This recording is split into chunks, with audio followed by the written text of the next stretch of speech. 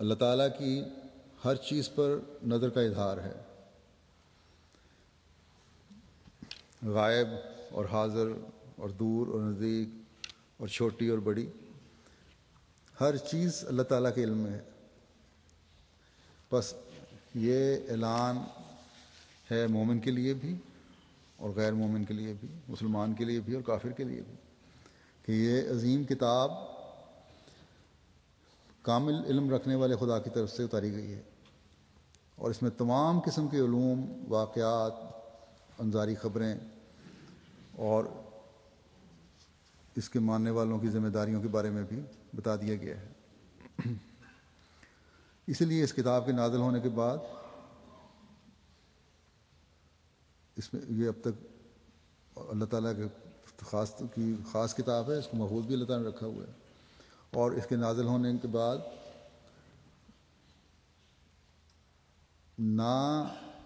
اس کا انکار کرنے والے کے لیے راہ فرار ہے، اور نہ ہی اس کو ماننے کا دعویٰ کر کے عمل نہ کرنے والوں کے لیے کوئی عذر رہ جاتا ہے۔ بس ماننے والوں کو بھی ہمیشہ یاد رکھنا چاہیے کہ جب صداقت کا اقرار کیا ہے تو اپنے قبلے بھی درست رکھنے ہوں گے، اپنی نیتوں کو بھی صحیح نہج پر چلانا ہوگا، رکھنا ہوگا، اپنے نفس کا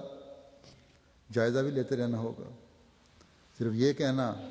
کہ ہم قرآن کریم کو پڑھتے ہیں اور یہ کافی ہے، یہ کافی نہیں ہے۔ صرف یہ کہنا کہ ہم اس کے ذریعے سے دنیا کو اپنی طرف بلاتے ہیں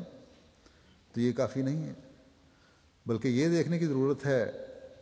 کہ اس کے پڑھنے سے ہمارے اندر کیا تبدیلیاں ہو رہی ہیں۔ یہ دیکھنے کی ضرورت ہے کہ ان تبدیلیوں کی وجہ سے دوسرے ہم سے کیا اثر لے رہے ہیں، ان میں کیا مثبت تبدیلیاں پیدا ہو رہی ہیں، ان کا اسلام کی طرف کیسا رجحان ہو رہا ہے۔ اللہ تعالیٰ کسی کا رشتہ دار نہیں۔ جب اس نے ہر بات کھول کر قرآن کریم میں بیان کر دی، جب اس نے اپنے وعدے کے مطابق زمانے کے معلم بھیج دیا، تو پھر اس بات پر ماننے والوں کو جواب دہ ہونا ہوگا کہ اگر تم نے اپنے اوپر اس تعلیم کو لاگو کرنے کی کوشش نہیں کی تو کیوں نہیں کی، اور منکرین کو بھی جواب دینا ہوگا، ان کی بھی جواب طلبی ہوگی کہ جب اتنے واضح تعلیم اور نشانات آ گئے تو تم نے کیوں قبول نہیں کیا امام کو۔ اور جہاں تک منکرین کا تعلق ہے، ان کا معاملہ تو خدا تعالیٰ کے ساتھ ہے، کیا سلوک کرتا ہے، لیکن ہمیں اپنا معاملہ صاف رکھتے ہوئے اس کتاب کی تلاوت اور اس پر عمل کرنے کی کوشش کرنی چاہیے۔ اللہ تعالیٰ ہمیں اس کی توفیق دے۔ حضرت مسیح موعود علیہ الصلوۃ والسلام قرآن کریم کے فضائل کا ذکر کرتے ہوئے فرماتے ہیں ایک جگہ کہ اگر ہمارے پاس قرآن نہ ہوتا اور حدیثوں کے یہ مجموعے ہی مایہ ناز ایمان و اعتقاد ہوتے تو ہم قوموں کو شرمساری سے منہ بھی نہ دکھا سکتے۔ میں نے قرآن کے لفظ پہ غور کیا، تب مجھ پر کھلا کہ اس مبارک لفظ میں ایک زبردست پیشگوئی ہے، وہ یہ ہے کہ یہی قرآن یعنی پڑھنے کے لائق کتاب ہے، اور ایک زمانے میں تو اور بھی زیادہ یہی پڑھنے کے لائق کتاب ہوگی، جبکہ اور کتابیں بھی پڑھنے میں اس کے ساتھ شریک کی جائیں گی۔ اس وقت اسلام کی عزت بچانے کے لیے اور بطلان کا استحصال کرنے کے لیے یہی ایک کتاب پڑھنے کے قابل ہوگی، اور دیگر کتابیں قطعاً چھوڑ دینے کے لائق ہوں گی۔ فرقان کے بھی یہی معنی ہیں،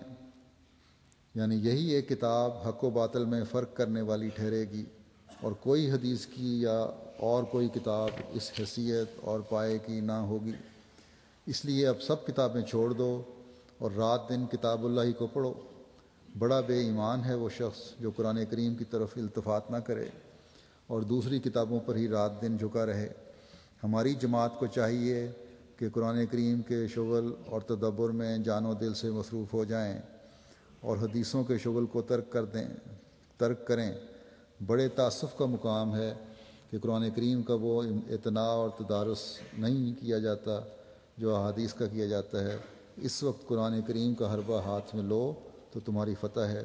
اس نور کے آگے کوئی ظلمت نہ ٹھہر سکے گی۔ یہاں ایک وضاحت یہ کر دوں کہ گوز مسیم علیہ السلام نے فرمایا کہ حدیث کو ترک کرو اور قرآن کو پڑھو، لیکن دوسری جگہ فرمایا ہے کہ احادیث جو قرآن کریم جو ہیں، اگر قرآن کریم کتابیں ہیں تو ان کو لو اور دوسریوں کو رد کرو، صرف احادیث کے اوپر نہ چلو۔ پھر آپ فرماتے ہیں کہ قرآن کریم کو چھوڑ کر کامیابی ایک ناممکن اور محال امر ہے، اور ایسی کامیابی ایک خیالی امر ہے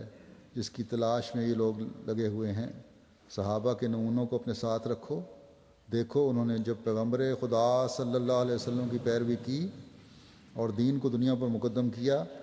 تو وہ سب وعدے جو اللہ تعالیٰ نے ان سے کیے تھے پورے ہو گئے۔ ابتداء میں مخالف ہنسی کرتے تھے کہ باہر آزادی سے نکل نہیں سکتے اور بادشاہی کے دعوے کرتے ہیں، لیکن رسول اللہ صلی اللہ علیہ وسلم کی اطاعت میں گم ہو کر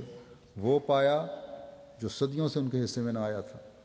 بس آج بھی ہماری فتح قرآن کریم کی تعلیم پر عمل کرنے سے ہے۔ اللہ تعالیٰ ہمیں اس کی توفیق عطا فرمائے اور احمدیت کے غلبہ کے نظارے جو ہیں نزدیک تر کرے۔